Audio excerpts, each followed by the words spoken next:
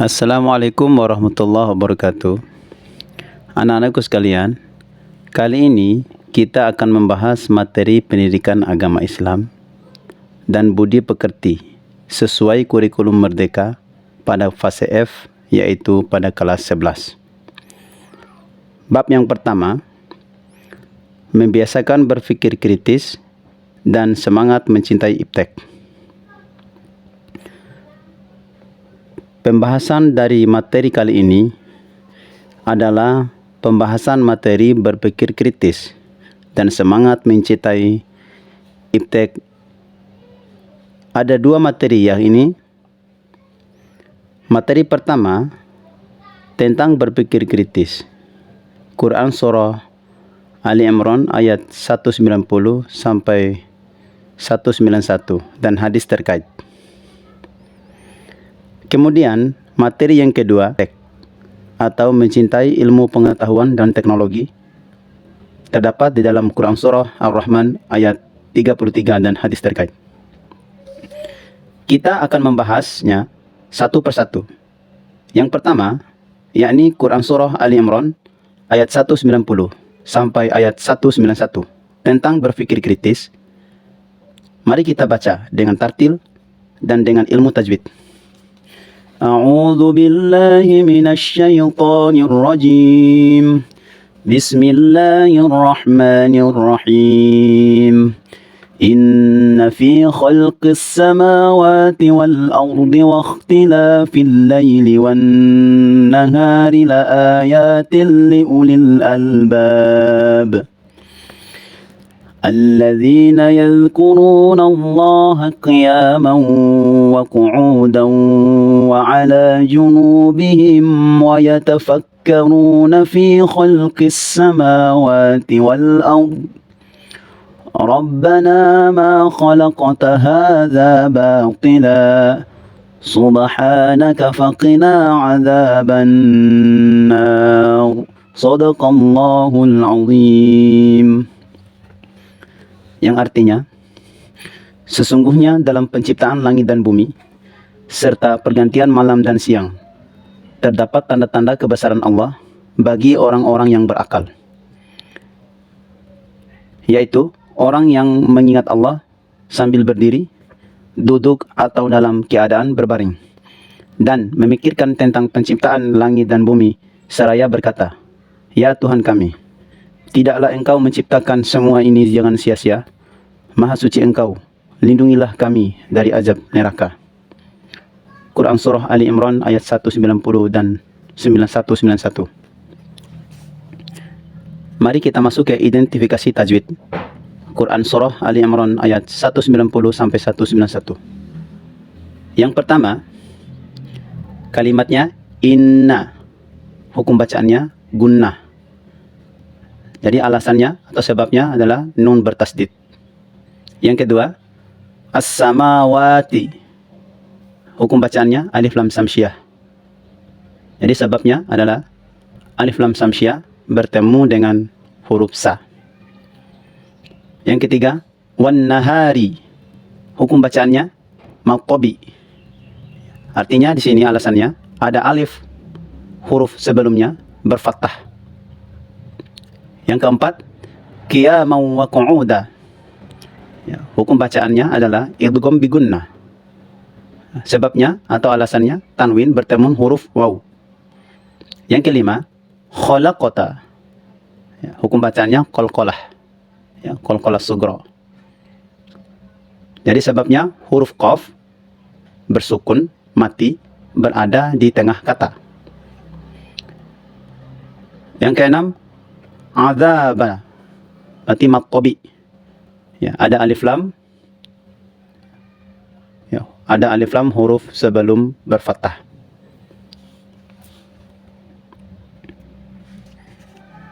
Kemudian selanjutnya, kosakata dalam Quran Surah Ali Imran ayat 190 sampai 191. Yang pertama, kata khalqi. Maknanya penciptaan. Yang selanjutnya ikhtilafi. maknanya pergantian. Liulil albab maknanya orang-orang yang berakal. Yadhkuruna maknanya mereka yang mengingat. Junubihim maknanya lambang mereka, pembaringan mereka, keadaan berbaring. Selanjutnya kata yatafakkaruna maknanya mereka memikirkan. Wal ard dan bumi. Subhanaka maknanya maha suci engkau. Azaba maknanya siksa. An-nar berarti ada neraka. Selanjutnya adalah asbabun nuzul atau sebab-sebab turunnya ayat Quran surah Al Imran ayat 190 sampai 191. Diwariatkan dari Aisyah radhiyallahu anha bahwa Rasulullah sallallahu alaihi wasallam bersabda, "Ya Aisyah, saya malam ini ingin beribadah kepada Allah." Dijawab oleh Aisyah, "Sungguh saya senang berada di sampingmu. Saya tidak keberatan." Maka bangunlah Rasulullah mengambil air wudhu, lalu solat yang lama sekali. Beliau menangis sampai membasahi pakaiannya, disebabkan sangat dalamnya merenungkan isi kandungan Al-Quran yang dibaca.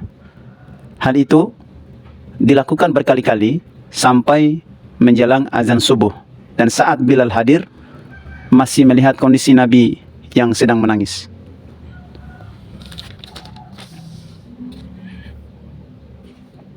Selanjutnya, lalu Bilal bertanya, "Ya Rasulullah, kenapa Rasul masih menangis? Bukankah Allah Subhanahu wa taala sudah mengampuni semua dosa engkau, baik terdahulu maupun yang akan datang?"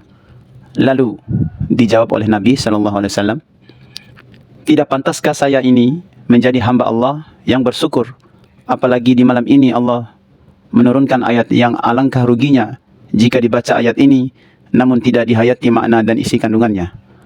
Ayat-ayat tersebut adalah termasuk Quran surah Al Imran ayat 190 sampai 191. Berikut hadis yang terkait dengan berpikir kritis. Ada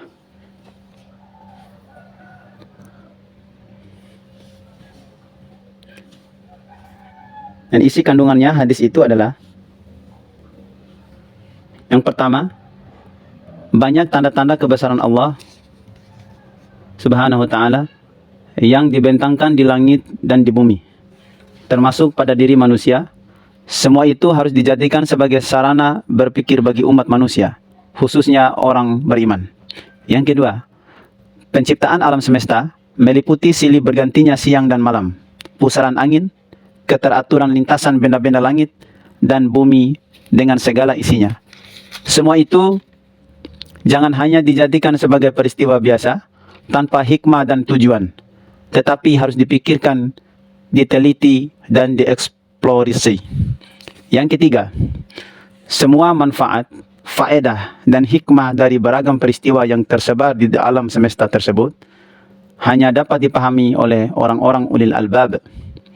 Yang keempat, ulil albab adalah orang yang memiliki akal pikiran yang lurus, nurani yang bersih, serta menjadi hamba Allah Subhanahu wa ta'ala yang mengisi setiap waktunya untuk memikirkan segala penciptaan dan peristiwa di alam raya ini.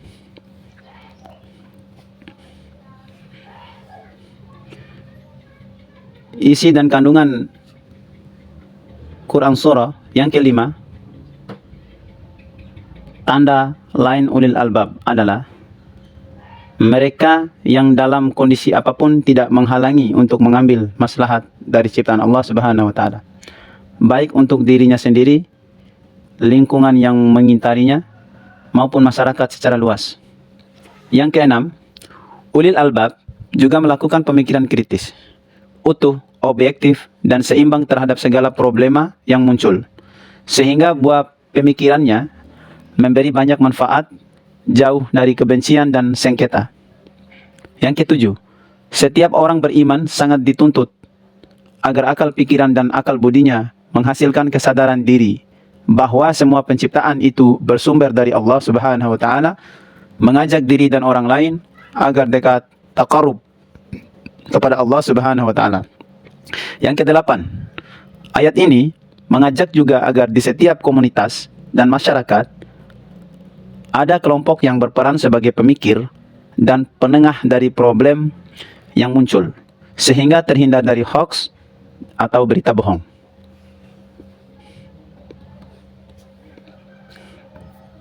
Berikut hadis yang terkait dengan berpikir kritis. An Abi Hurairah radhiyallahu anhu qala Rasulullah sallallahu alaihi wasallam, tafakkaru fi khalqillah wa la tafakkaru fi datillah fatahliku. Artinya, dari Abi Dzar radhiyallahu anhu, Nabi sallallahu alaihi wasallam bersabda, pikirkanlah mengenai segala sesuatu yang diciptakan Allah, tetapi janganlah kalian memikirkan tentang zat Allah, karena kalian akan rusak.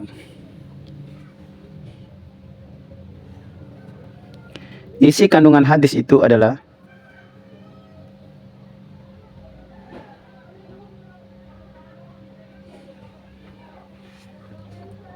satu, membimbing kepada kita agar selalu berpikir kritis atau berpikir positif atau positive thinking, yakni memikirkan tentang ciptaan Allah Subhanahu wa taala tetapi dilarang memikirkan zatnya. Yang kedua, terlarang memikirkan zat Allah Subhanahu wa taala. Itu disebabkan jika dipikir zat Allah, pasti akal dan segala potensi yang dimiliki manusia tidak mampu mencapainya. Hal ini agar tidak sesat pikir yang akhirnya sesat jalan. Yang ketiga, harus menjadi kesadaran bersama bahwa berilmu yang awalnya dimulai dari proses berpikir, objeknya hanya di seputar makhluk dan alam semesta, termasuk dirinya sendiri. Jangan sampai melampaui kapasitas akal, yakni berpikir tentang zat Allah Subhanahu wa taala. Yang keempat, berpikir itu ada batasnya. Tidak sebebas-bebasnya, ada batas yang tidak boleh dilalui dan harus berhenti, karena jika tidak, manusia sendiri akan mengalah.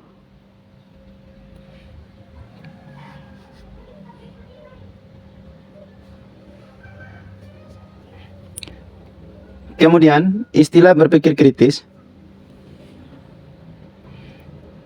Berpikir terambil dari bahasa Arab, yakni al-fikri, berarti kekuatan yang menembus suatu objek, sehingga menghasilkan pengetahuan.